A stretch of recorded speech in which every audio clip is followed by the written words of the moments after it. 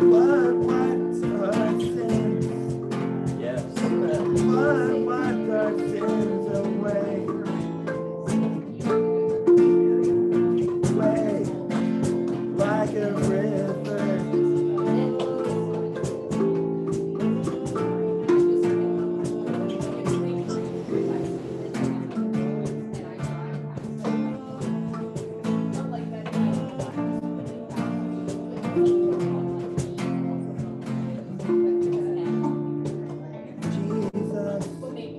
Teach us to be more like you. Teach us to walk your walk. Teach us to give.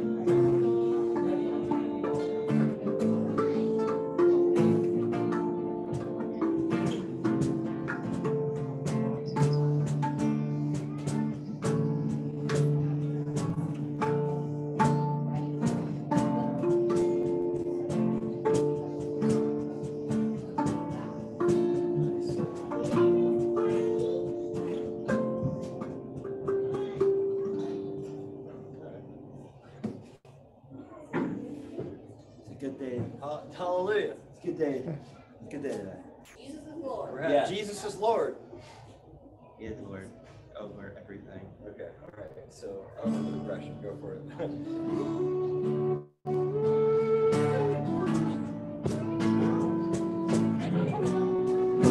All right. I know the lyrics to this one. Jesus, lover of my soul. Jesus, I will never let you go. Taking me from the miry clay.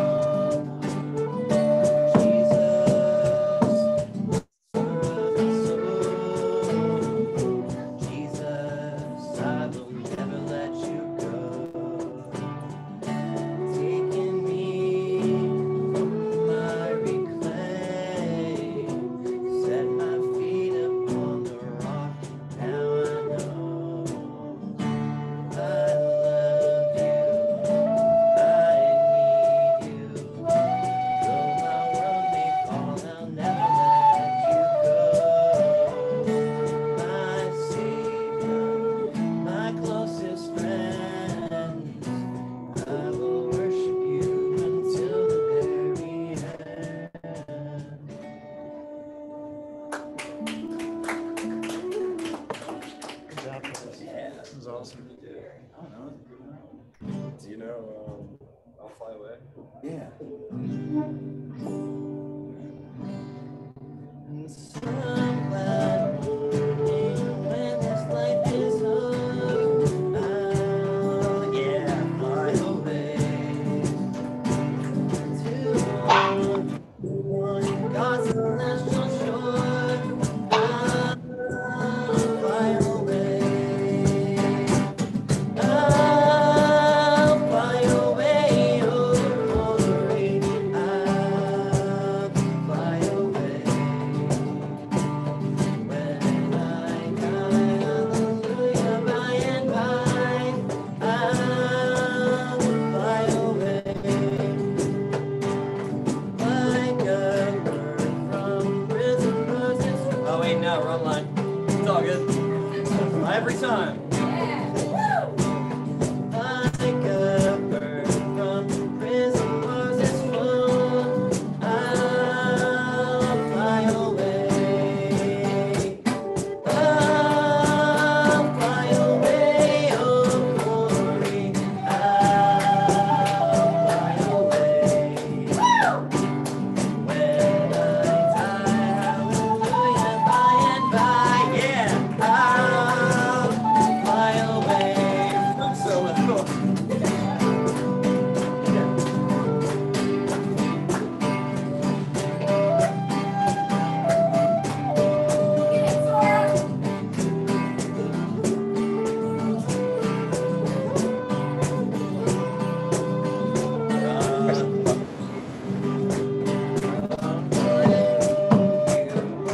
Weary days and then I'll fly away to a land where joy shall never end.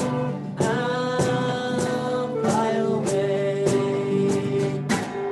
I'll fly away, oh glory. I'll fly away. When I die, hallelujah, by and by, I'll fly away.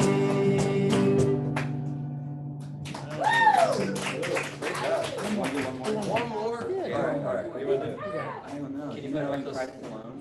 I don't know, Chris. Oh, that's Can a you good write- one. write this down? Oh, yeah.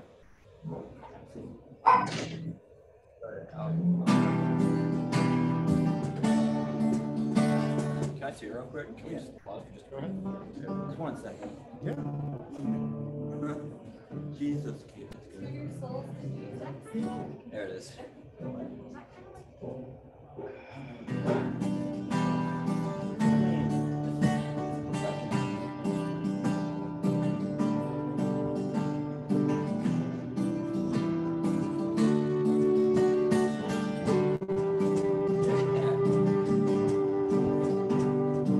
Before I spoke a word, you were singing over me. You have been so good.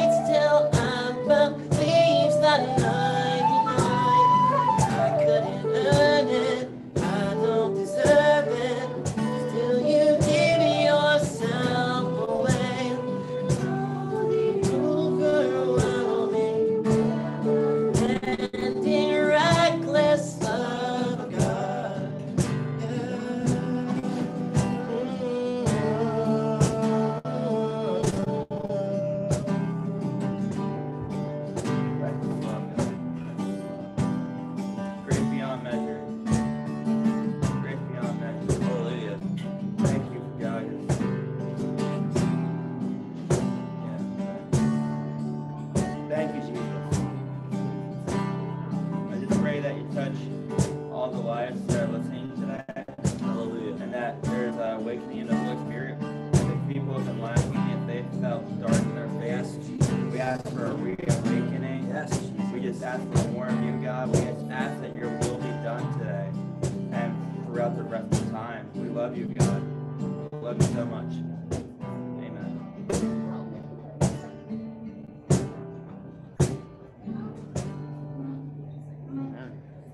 Awesome, awesome. Let's give them a hand.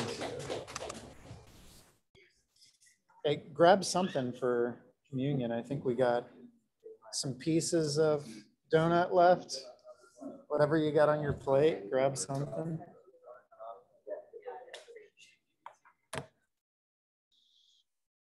You guys hear me? Good.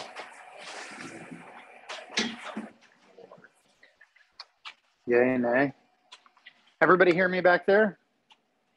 Okay. I'm sort of quiet back there. Okay.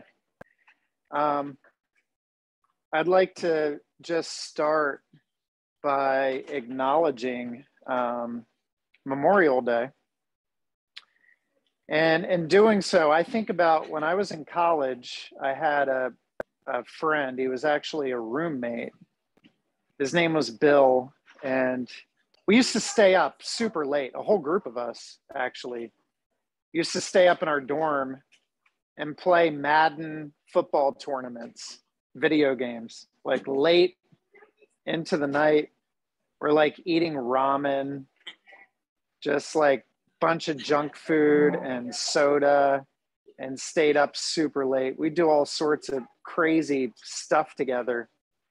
But I got a call from someone a couple of years after I got out of college that my buddy Bill had died because he was overseas in the war, and he drove his Humvee over an IED and was blown up. So I know that many of you know people, maybe family members or friends that you've lost.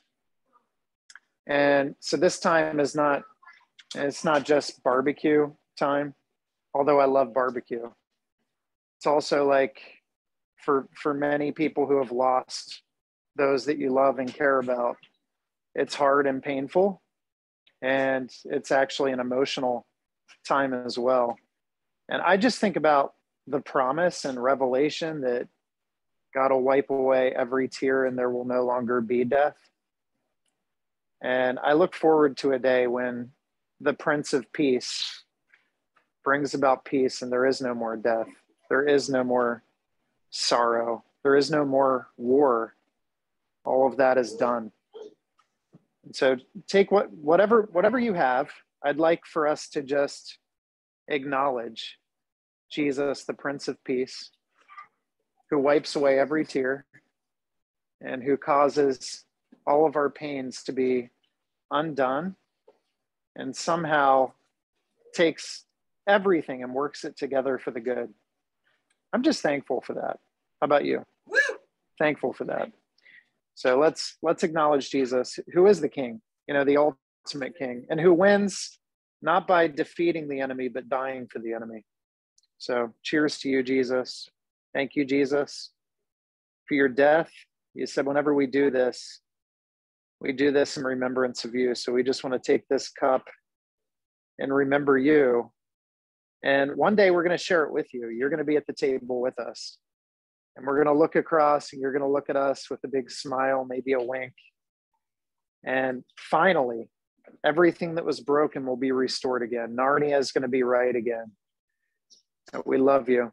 We'll talk to you later. Amen.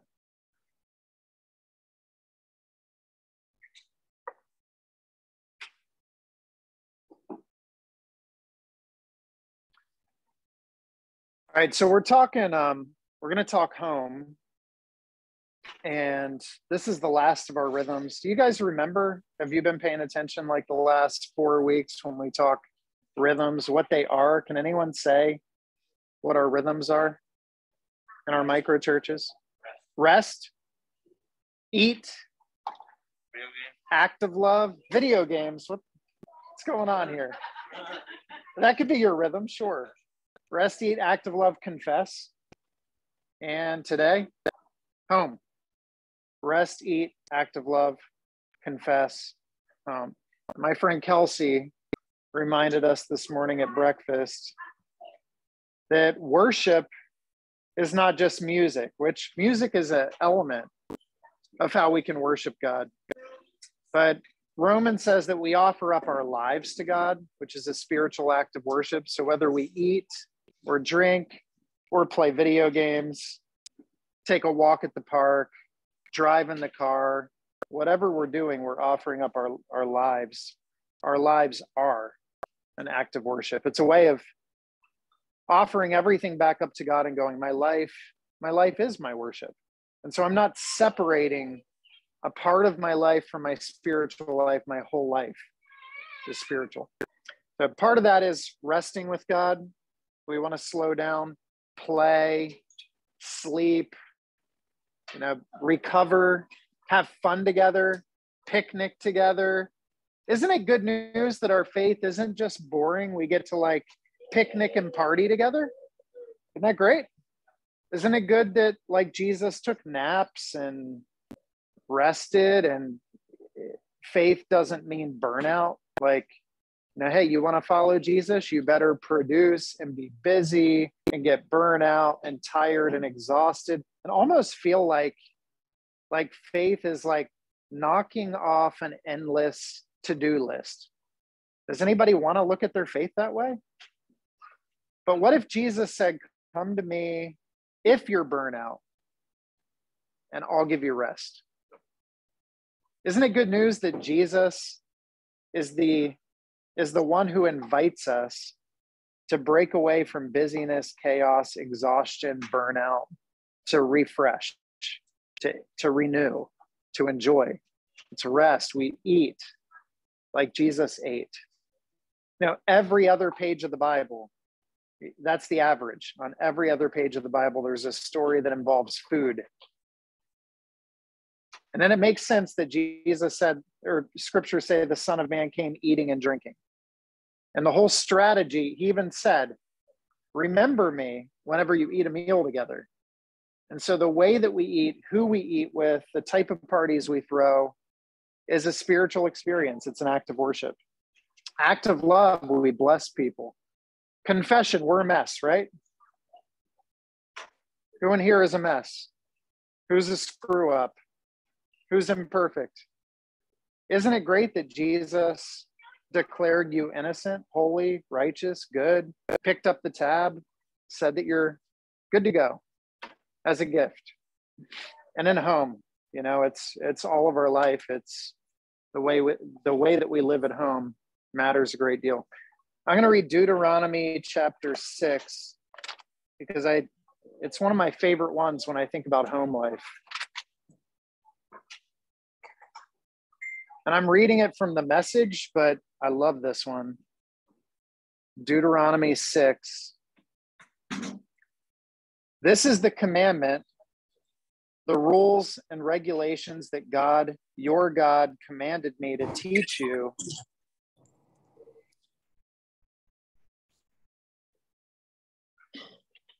Okay. To teach you to live out in the land you're about to cross into to possess.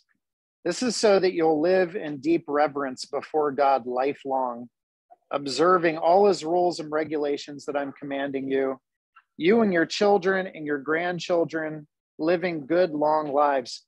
So this is like the beginning, like the sending out, the vision for God's people, okay? Listen obediently, Israel, do what you're told so that you'll have a good life, a life of abundance and bounty, just as God promised, and a land abounding in milk and honey. Attention, Israel, God our God, God the one and only. Love God, your God, with your whole heart. Love him with all that's in you. Love him with all you've got. If we talk about nothing else, I think like one of the challenges is to one of the churches in the book of Revelation, I've got this one thing against you. You quit loving me. You're going through ritual duty, obligation, but you forgot to love me. Like you forgot me. Like you've left your first love. Remember when you used to be excited about your faith? Remember when you wanted to tell other people about your faith? You weren't being told to do it. You weren't being pushed to do it. You were enjoying God to the point that you naturally wanted to share what you were enjoying with the people around you. But he says, love God with all your heart, mind, soul, and strength. That's sometimes we can forget that because you get really busy doing stuff that you don't pause enough to enjoy and to be centered in your faith. And so maybe that alone is what you're here for today, to hear that piece of it. It's an invitation back, not like a guilt trip, but like, come back to me. Come back to me. Return to your first love. You're going to be happy again if God's number one in your life. Be happy again. Then he says this, write these commandments that I've given you today on your hearts. Get them inside of you and get them inside of your kids. Talk about them wherever you are, sitting at home, walking in the street, whenever you take walks in the evening, you take the dog around the neighborhood, wherever you're at, you're talking about this stuff. You're getting it inside of your kids, inside of you, inside of your spouse. And it says, talk about them when you get up in the morning, when you fall into bed at night, tie them onto your hands and your foreheads as a reminder, inscribe them on the doorpost of your homes and on your city gates. When God, your God, ushers you into the land that he promised through your ancestors, Abraham, Isaac, and Jacob, to give you, you're going to walk into large, bustling cities you didn't build, well-furnished houses you didn't buy, come upon wells you didn't dig, vineyards and olive orchards you didn't plant. When you take it all in and settle down, pleased and content, make sure you don't forget how you got there. God brought you out of a land of slavery. I think sometimes we forget like all the blessings that we have, what we've been given, where it came from, like who gave themselves breath. Like you can't, it's not even up to you that you exist. The fact that you continue to breathe and live, the fact that you are able to see and taste and hear, the fact that you're able to think and reason is all a gift. We think that we're in control, but really, we're not in control. You think about all these good and perfect gifts have been given to you from God. And don't forget that. That matters a great deal. God's given us incredible gifts, incredible gifts. I want to ask you this. When you think about home and family, and he gives this vision of home that's like good news, this promised land, this future place. And we all have this ideal picture of what family and home and everything good, like it could be perfect, like the picture perfect family and life and future. When you think about your best memories of home, of family, what are they? Share 3 of them with the people around you. 3 memories that you can think of that are really good in your life, your background, your history. 3 memories that have meant a lot to you. Talk about it with the people around you. 3 memories. 3 memories from your life, your home life that have been meaningful, impactful to you. You can put it in the chat if you're online here. Best 3 moments, family.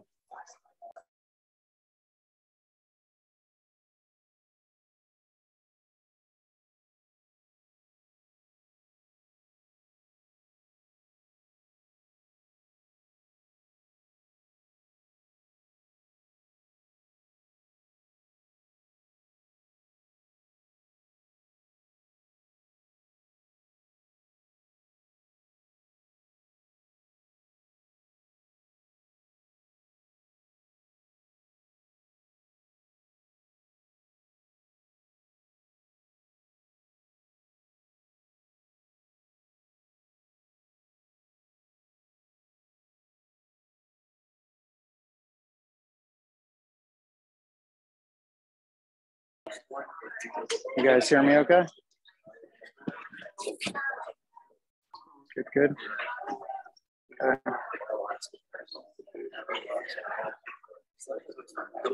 All right, I see cooking with my grandmother's, gardening with my dad, listening to music with my dad.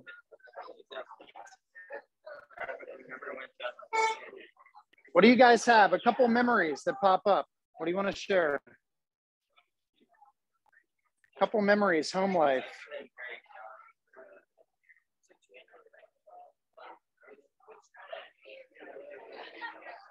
What you got? Table in the back.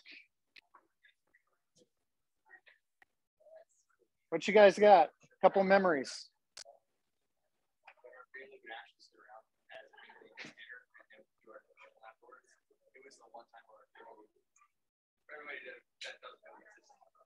Yeah.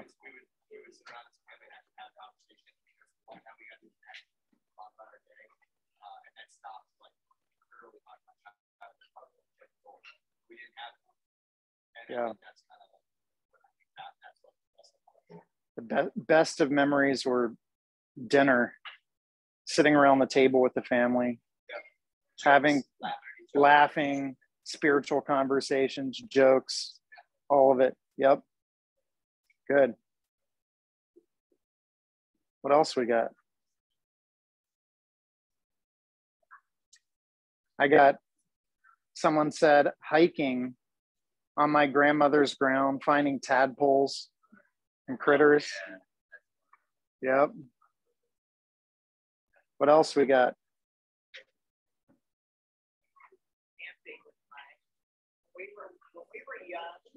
Got camping. We never went on vacation.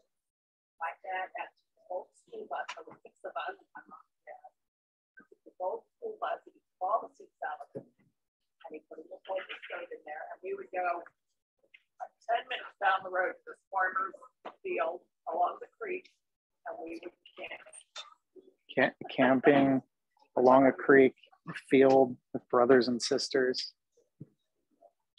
That's awesome. What about you guys over here? Anyone over here? Over here? Yeah. Lots of times where, you know about Bullfrog Valley? About what? Bullfrog Valley? No. Up in like Humboldt.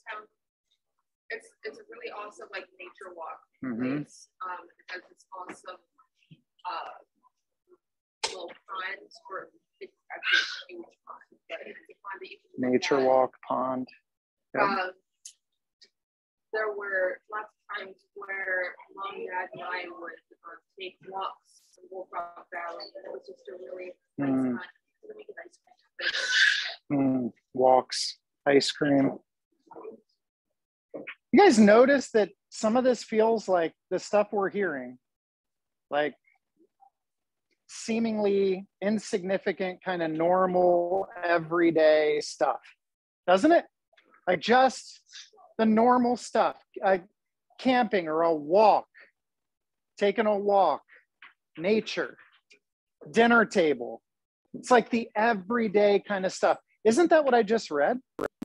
Teach them as you rise up and lie down, as you walk along the way, right? It's everyday life is where the memories come from. Stuff that you go, all we did was just a normal day, but that's the stuff that sticks with you forever. Stuff that in the moment, you're not even sure that it mattered that much, or that your kids are going to remember it.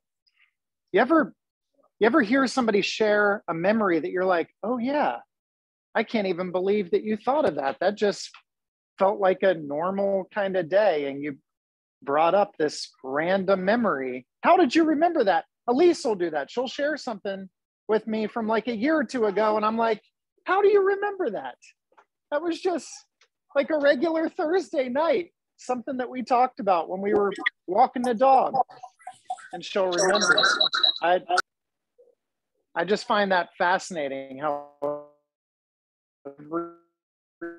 I realize on its life.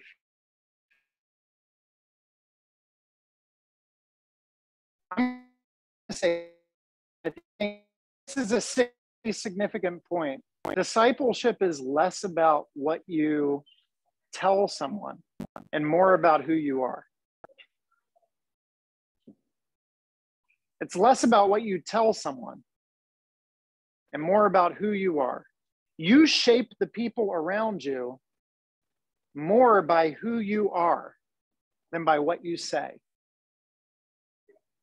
And think about it, you become like, for better or worse, you become like the company that you keep. And so people say stuff like, you sound just like your, finish it, father, mother, right? You find that the people that are around you rub off on you.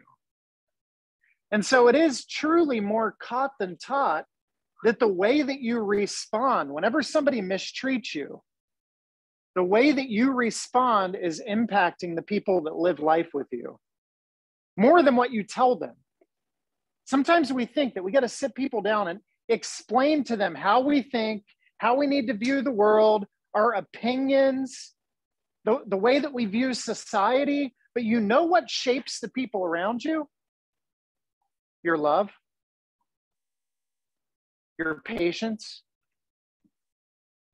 the fact that you're present with them and not distracted, the fact that you're a forgiving person, the fact that you could say, hey, I was wrong when I did this or said this.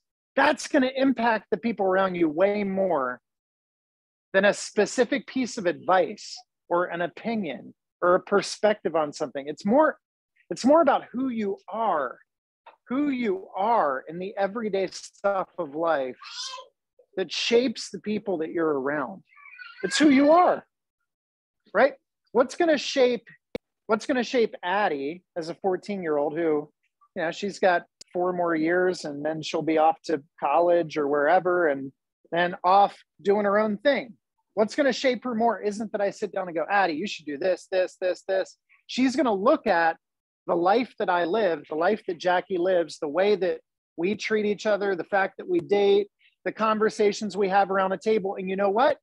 In the future, she's going to think about dinner table a certain way because of the way that she experienced dinner table with us.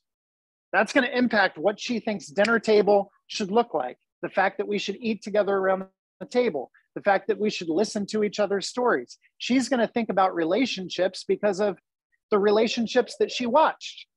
That's going to shape her view of relationships, not because we told her something, but because we modeled something or didn't model something. For better or worse, who you are, the way that you live is going to shape the people around you more than what you say.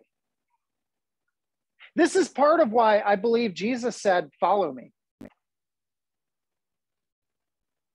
This is part of why Paul said, follow me as I follow him, right?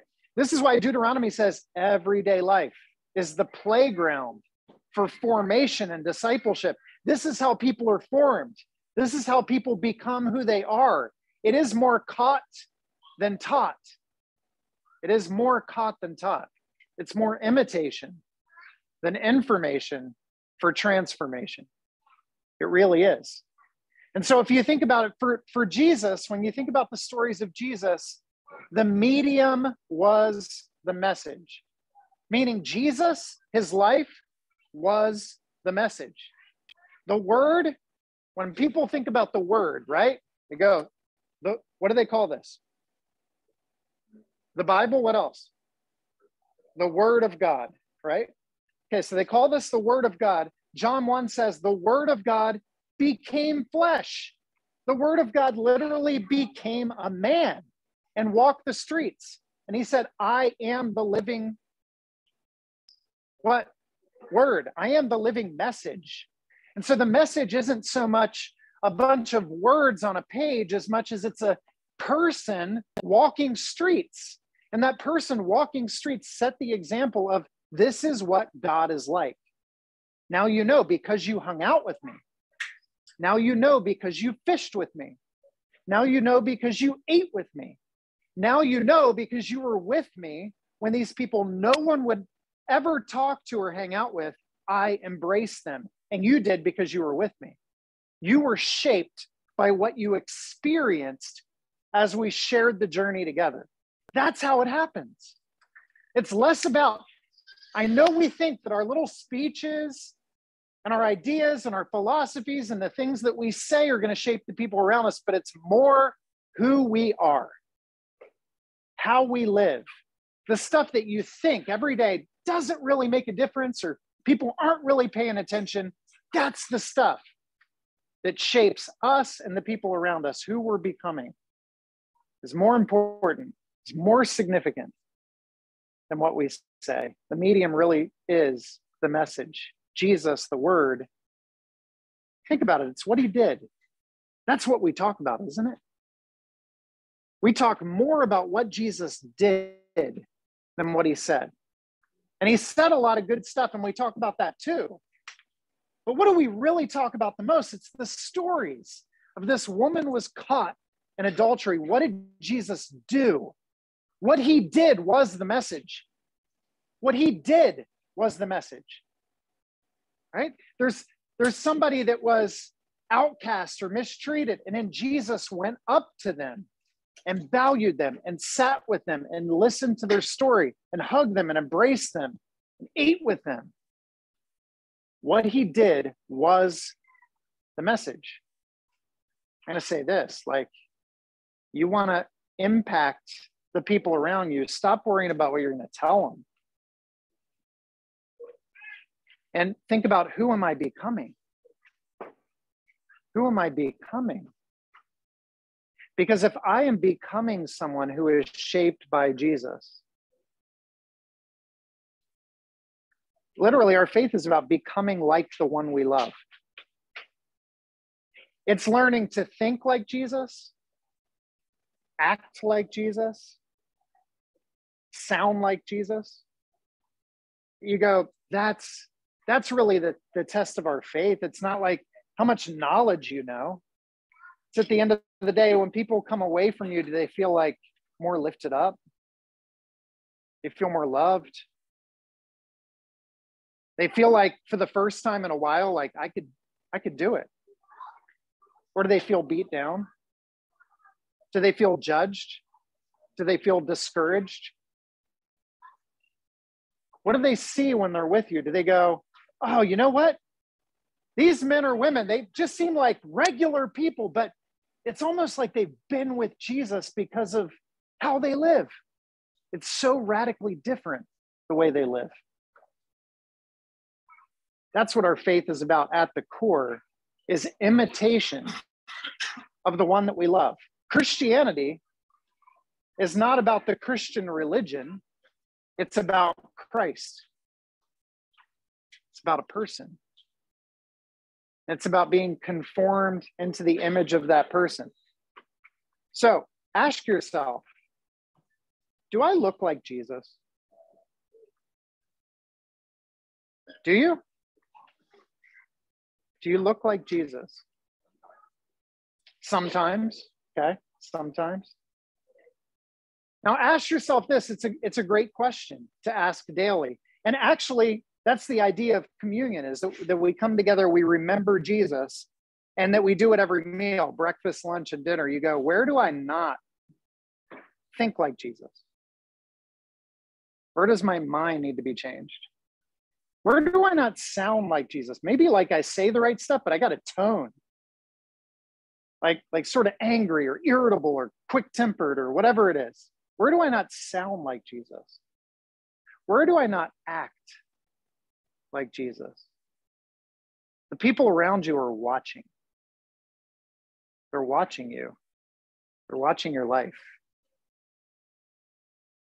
And it's less about what we say, more about who we are becoming. It's going to impact the world around us. It really is. And for me, that's incredibly convicting. That's why we need confession, isn't it? That every day, every week, you're like, dude, I'm a mess. But that's part of why people want to follow us, is that we recognize that in so many ways we're not like Jesus, but we're becoming like the one that we love. He is shaping us. He's changing us. gosh, I'm not where I want to be, but by the grace of God, I am what I am. I'm not what I used to be. Can you look back at your life 5 years ago to now and go, I see that God's done something good in my life. I see some growth and trajectory. You feel that? Can we celebrate that? You see that God's working in your life? Isn't that good? And isn't it good news that it's a promise that the one who began a good work in us will bring it to completion? That's a promise, not marching orders. It's a promise. It's inevitable that you're going to continue to grow because you have the Spirit of God in you.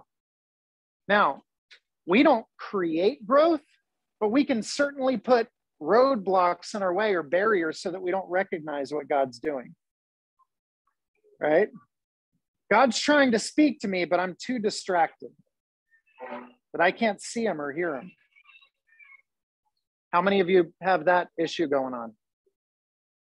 Do you acknowledge that if you take the time to listen, that God's always saying stuff, trying to speak to us?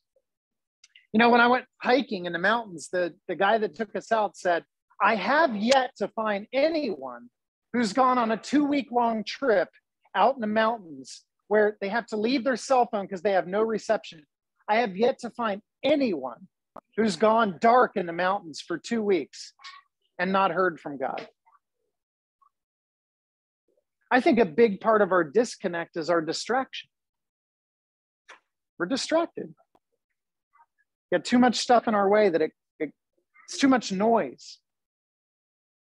We got to recalibrate around the person of Jesus, the ways of Jesus, the thoughts of Jesus, the attitude of Jesus. It's more about who we are than anything else. I love this quote that C.S. Lewis had. I think it's so good, and it fits what I read at the very beginning in Deuteronomy.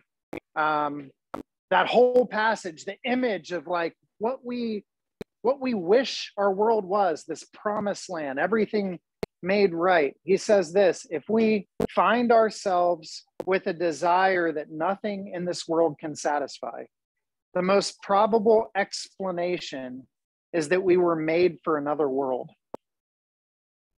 You hear that? I'll say it one more time. If we find ourselves with a desire that nothing in this world can satisfy, the most probable explanation is that we were made for another world. Meaning that like all of our cravings are sort of like a hint. They're a hint to something. You're thirsty. Why? Why are you thirsty? Because you were made to drink water. Thirst is a clue to something that you actually need, something that can be met. Your thirst can be quenched when you drink water, right? In the same way, we have some of these desires that we find, all of the things, all the people, all the experiences, all the money, all the success, all the achievements cannot ultimately satisfy. Why? Because you're made for something more.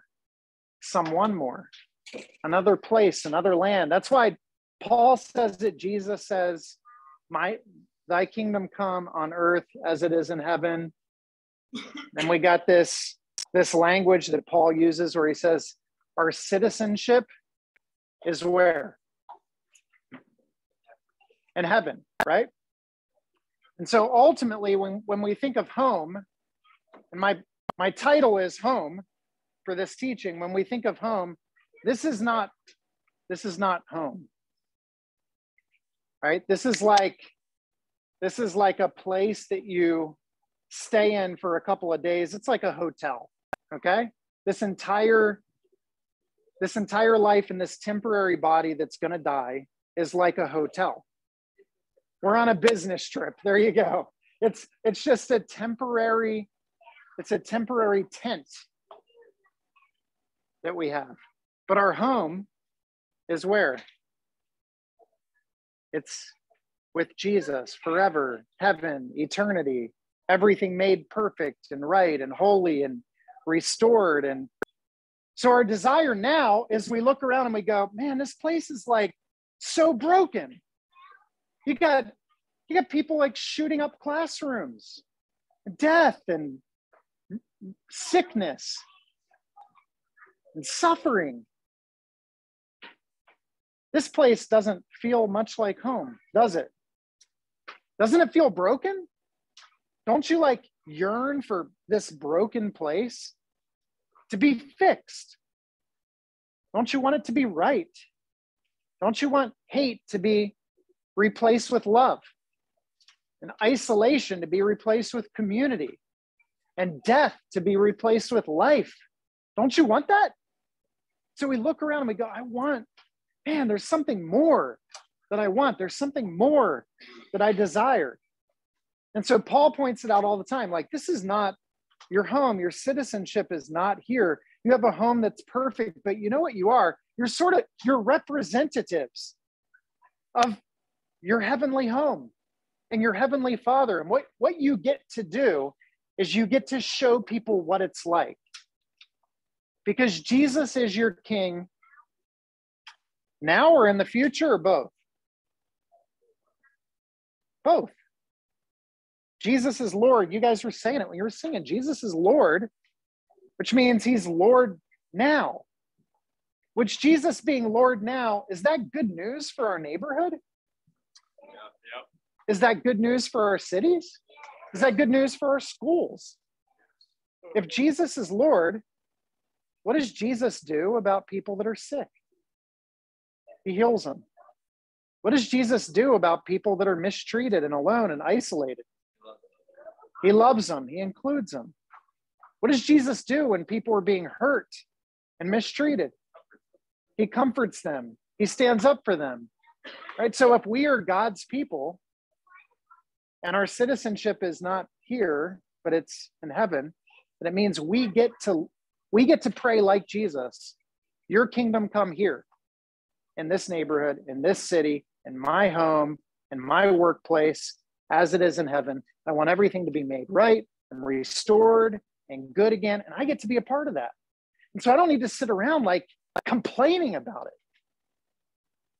I actually get to show people something better. You get to show people something better. You get to introduce them to the King. You get to give them around your own tables, on your own patios, on your own streets, in your own workplaces, in your own schools. You get to give them a taste of something different. You don't have to just sit around and blend in and be like everyone else. But you and I, we get a beautiful opportunity. We get to be light in the middle of darkness. Isn't that great? We get to be light in the middle of darkness. We get to be people that are good news. The very fact that we're there, people are like, oh, it's good news that they're here. It's good news that she works here. It's good news that she lives here. It's good news that he hangs out here. Because this place is better just because they're here. Why? Because they're like from another world. The way they act, the way they love, the way they respond is different. See, I'm telling you, it's less about us going in and preaching a message. They don't even want to hear that. It's more about our presence is different. The way we live is different. The way we act is different. The way we respond is different than the rest of the world in a good way, in a way that's refreshing. And so when I talk about home, I think the most important thing is to recognize where our ultimate home is, and then how we live in relationship to each other is what shapes the people around us. You got a beautiful little girl. You guys, the way that you treat each other is going to impact her more than anything you're going to say to her. The fact that you sit with her at the table, listen to her, ask her about her day. What was the best part of your day? What was the worst part of your day? The fact that you come together, and this is something we as a family do every night, come together in the hallway where one of our kids' rooms is this way, the other one's this way, the other one's right there, and we sit there in the hallway together and we pray to end our night together. And then we put our hands in the middle and we go, Team J, every night. I'm telling you, that stuff impacts the people around you more than specific pieces of advice or opinions or attitudes. It's the way that we live, everyday life, the way that we eat, the way that we conduct ourselves, the attitudes that we have, the perspective that we have.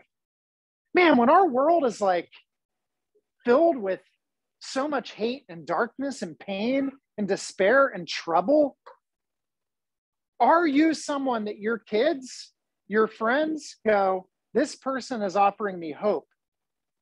Or do you offer doom, gloom, and despair? Think about it. The way you talk, does it cause people to feel negative, hopeless, angry, cynical, or hopeful? Do people walk away saying, man, we get to bring hope? Or do they walk away going, man, everything sucks? How do they walk away from us? Right? The way that we respond, our very attitudes, really impact the people around us in a super deep way. Could they have said that they walked away from Jesus going, man, he just like had no hope for this land, for the Jews, for Rome, no hope? Or would they have walked away from Jesus going, here's good news. He invited us to be different. He told stories around the table. He brought people from all different tribes and all different backgrounds and all different sins around the table. And he forgave them. And he gave them hope.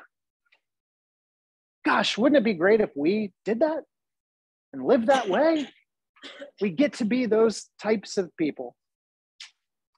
You know, but I think the last thing that I want to bring out before we finish this is that the reality, because I think a lot of us might, even in what I'm describing, feel guilty, feel like shame about, oh man, I'm dropping the ball. I'm not doing it right. I'm not living right.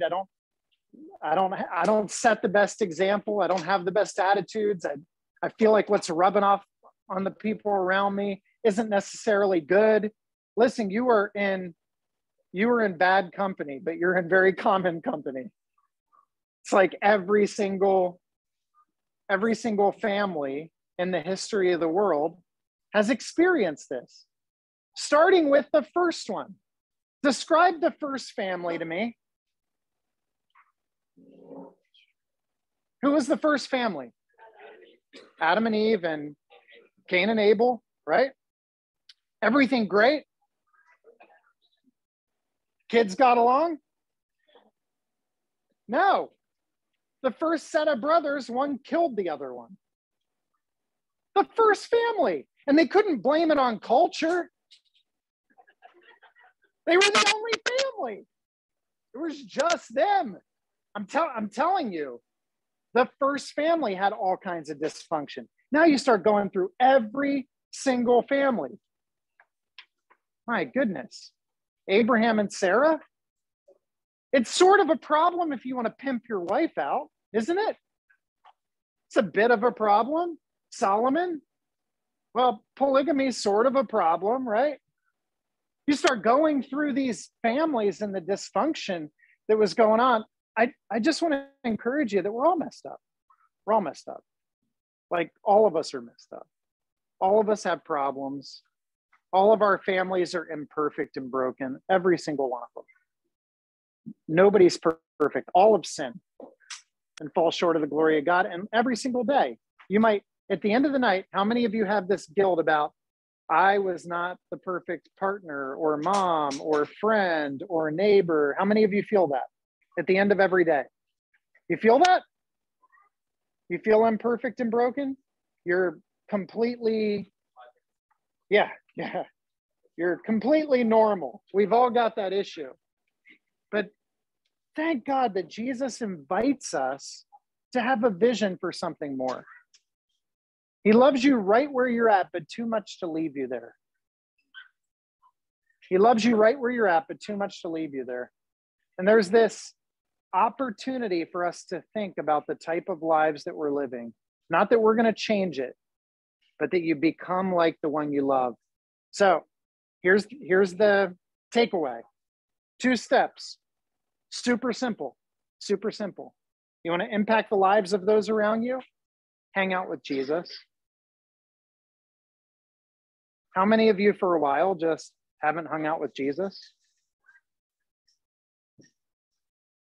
Like, you've heard teachings like this, you've hung out in groups, but on your own, you're not really acknowledging Jesus. You don't pray other than meals. You don't really read. You're filling your minds with podcasts and media and all that kind of stuff.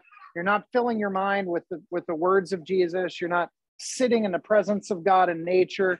You're not taking walks separated from all the noise. How many of us are there? And so we're being invited back to return to our first love, which is what I said at the beginning. Now, you love Jesus with all your heart, mind, soul, and strength. Do that first, and then just be present with the people around you. And as you're being shaped by Jesus, present with the people around you, you rub off on them. They become like what they see. Good company corrupts bad morals.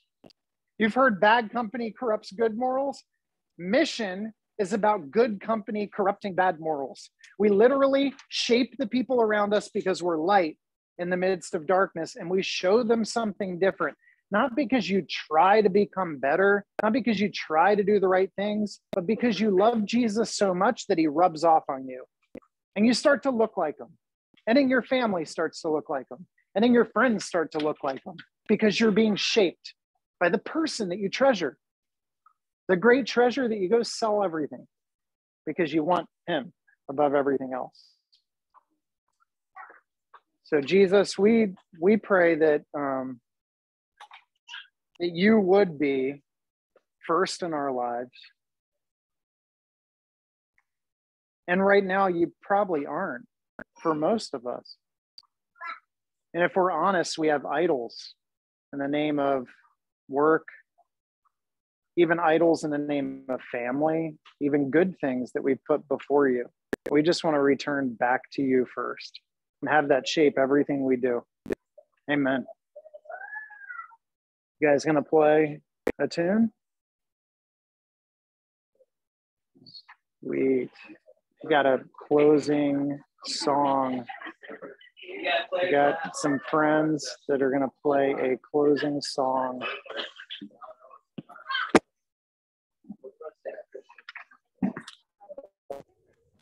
Rock and roll, guys. Yeah. Okay, I don't want to play, guys. I'll play about Waymaker. Where's